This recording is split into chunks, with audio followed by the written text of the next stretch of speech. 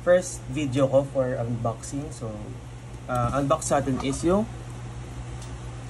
S24 na base version. So, let's go. Unbox na natin.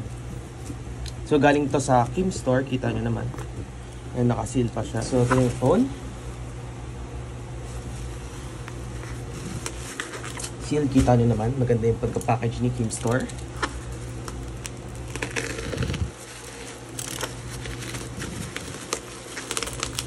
Yan. Sorry guys, nagagalaw yung camera. Kasi, ang pangit nung gamit kong mount. Hindi ko lang siya sa Shopee. Bumurahin lang naman siya ng mount. Okay. So, ito na yung phone. S24. And pag-check natin, ito yung specs. Wala pa pala siyang specs dito. Made in Vietnam. Pero HK version to. Okay. So, buksan na natin. So, yan. Buksan na natin. Para makita na ang phone. Nakuha ko is 512GB na marble gray na 80 grams sa SL4. So, yan. Grabe, sariwang sa... ano pala siya, no? Matte finish siya dito. I think glass din to. Camera niya malaki din. Buksan natin to ganyan. Buksan natin dito. Yan. Then, buksan na natin ang phone. Bukasan. Pag tignan natin, alam ko may mga cords pa to sa loob. Hala, wala na siyang cord. Legit ka ba? Or I think nandito. Binigay ni Samsung. Ayun ang cord. Kala ko wala eh. So, set natin. English Philippines start. For your review. End user license share agreement. Agree to all. Set up the device. So, meron ako iPhone here. So, I'll set up. Pero nag-use ng camera. So, or pwede naman siya set up using the Samsung ko na phone. So, Galaxy or Android device. So, scan this now. Scan. Hindi ko lang sa camera. Pero, mukhang doon na. So far, maayos sa itsura niya. Magaan lang siya. Para siyang laruan. Mas bigat pa nga itong A50 ko eh. Ating cord pala niya is Type-C to Type-C. So, by checking, yan na siya. And the quality is good naman. Para siyang yung ano, like, same lahat ng quality ng Samsung cord. Tagalin lang natin ito, I think. So, sa setup ko lang itong device ko bago ko ano. So, sabi dito guys, to install smart switch sa device ko. Nabagal na itong phone na to eh. So, smart. Para, ito siya ito. Gusto natin. Sabi dito, connect ko daw via Wi-Fi muna yung phone ko.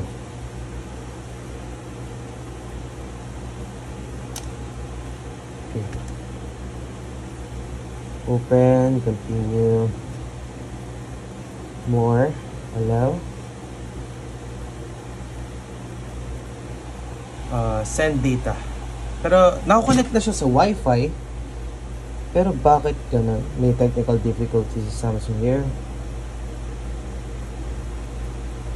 Same Wi-Fi naman ang connect ko. Wireless. Yan. Para sabay sila.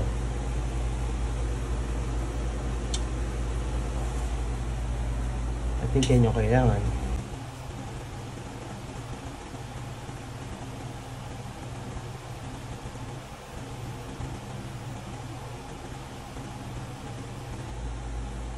Yun. Na-connect na siya. So, kailangan ng restart. Hindi ko alam bakit. Na-transfer na niya. Sana mabilis lang to. Pero alam ko kasi parang ita-transfer lang yung data. Tapos, di niya ita-transfer yung apps. So, pag yung apps, parang mag-auto download na lang siya sa Play Store. So, ganun siya alam ko. Dapat kasi iPhone yung gagamitin ko pang transfer. Pero, since dito na naman, ginamit ko din yung iPhone camera ko. So, ito na lang. Okay guys, feeling ko gagamitin ko na lang yung iPhone ko for transfer. Guys, tapos ko na set up yung S24. Ginamit ko yung smart switch for Samsung, from iPhone to Samsung. So, lalagyan nyo lang, sasaksak na lang sila. So ngayon, testing na natin lahat. So, check na natin kung gaano kabilis yung speed ng Samsung. So, settings. So makita nyo, para siyang iPhone kung yung hinahanap nyo. Para siyang iPhone. Pag pindot, lalabas siya agad. Diba yung gusto? Tapos, click lang natin to para ma-delete lahat. Okay. So ngayon, testing tayo sa laro. Una is Minecraft. Okay.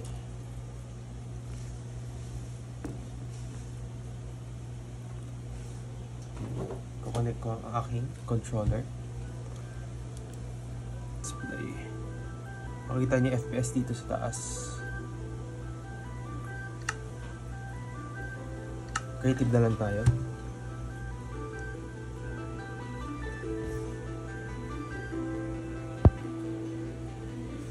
So makikita niyo naging 120 Hz. So settings. Okay, ito yung ginawa kong settings. 60, ginagawa ko to normally. I use 90. Yan. Alam ko 80 lang pala.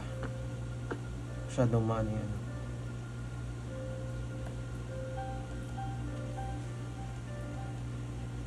Yan.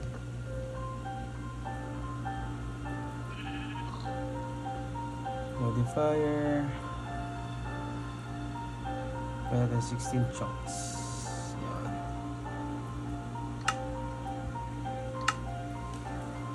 Tingnan natin kung ilan. So,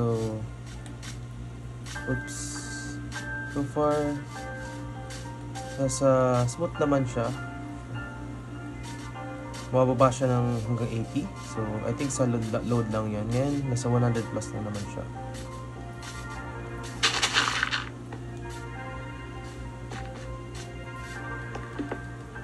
Nag-frame drop lang kasi nag-load yung world.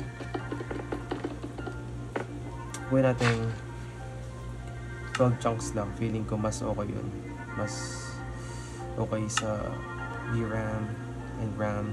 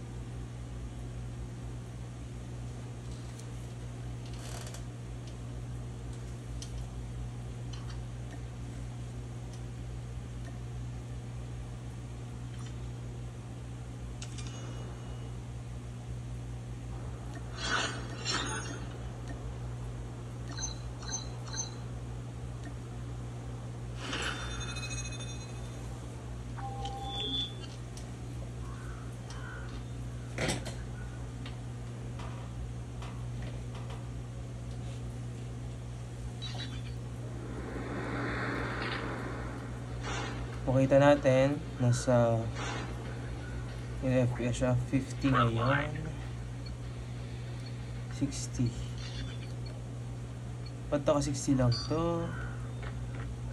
I think where is it? To, gawin natin ultra. Next time.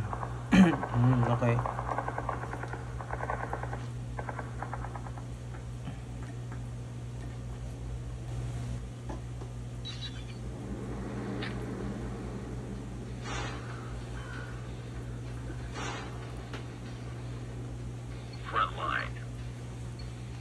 Yan guys, naka 120 Hz na tayo.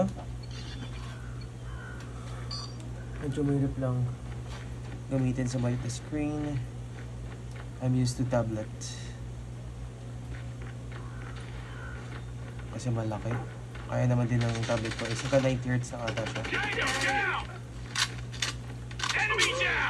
Oops. Ay, nakita.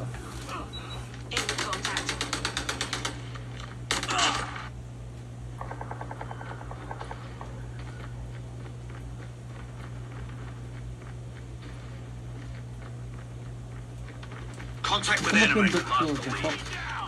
Changing mag, cover me! Tango down! Lock sa iwas dito.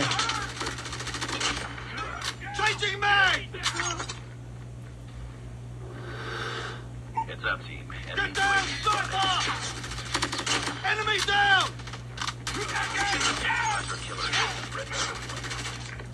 So fuck. Taking the lead. Hunter-killer drone deployed. Enemy contact. Target down. Let's go this way. Sentry gun deployed.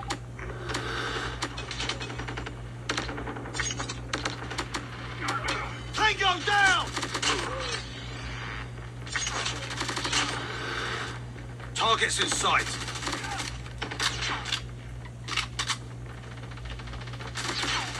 Tango down. Swarm activated. Reloading! Taking the lead. Down! Keep on. Reloading! Cover me!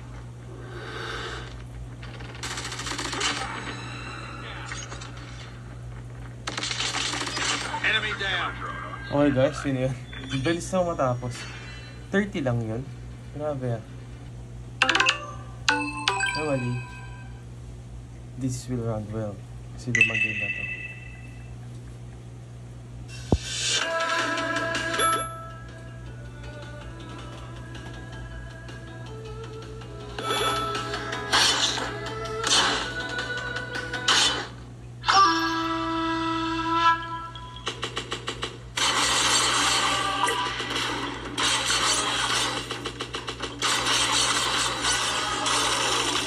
Never supported pala 120 people.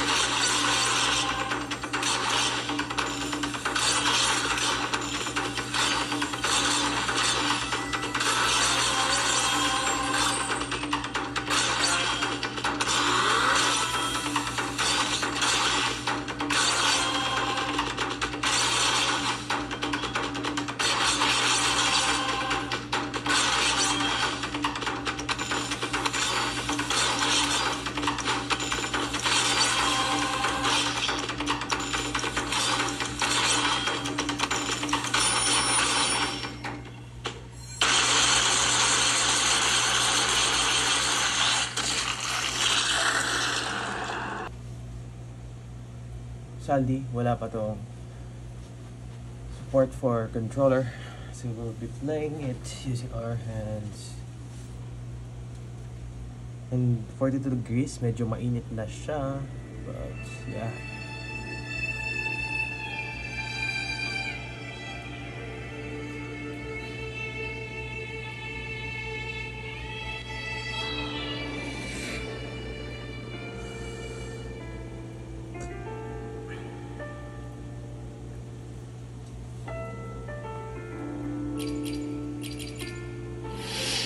I would recommend to play this on like medium to high, but not ultra.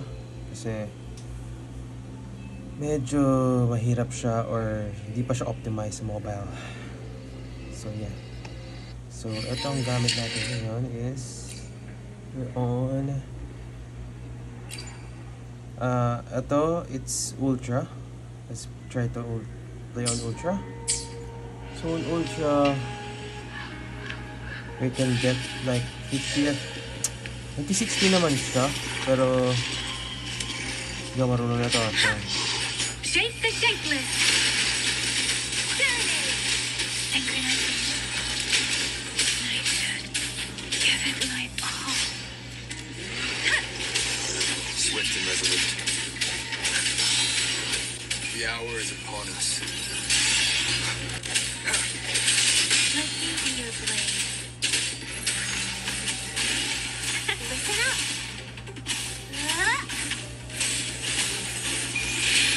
Life is in everything. mataas to. Pero guys, 60 FPS lang siya. Di siya tumatanggap ng, I think, ng tawag dito. Di siya tumatanggap ng 120 Hz. Don't know why. Graphics. Okay.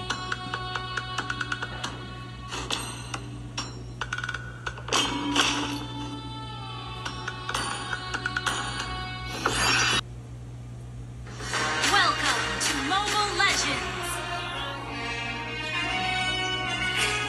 5 seconds till the enemy reaches the battlefield. Smash them. All troops deployed.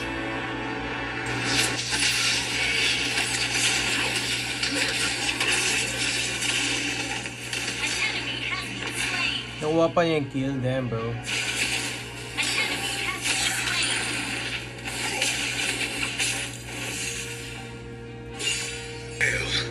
Still trying to consume me.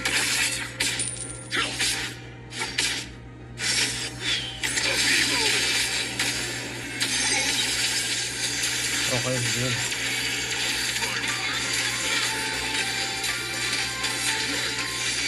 Di ako nakagalaw.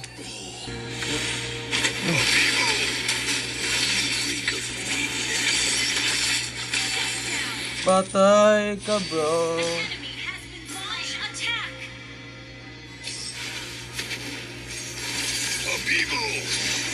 Mali pa ako. Yung pagkakamali ko. Tapos na. Okay, let's go mobile. Sa paggamit ko ng 24 hours dito sa S24, wala pa naman na-notice na lag or kung ano-ano. Siguro kasi bago pa or syempre, naka-Snapdragon 8 Gen 3 to. And yung camera niya, mabilis mag-shutter and may option din siya for other camera features. And ito, masabi ko, nabili ko kasi ito sa Keemstar for 40,000 na HK version to na 512 gig. I think pag binili mo to sa Samsung store mismo, makakuha ka na to ng I think 60k to 70. Hindi ko alam yung exact price. So yun lang.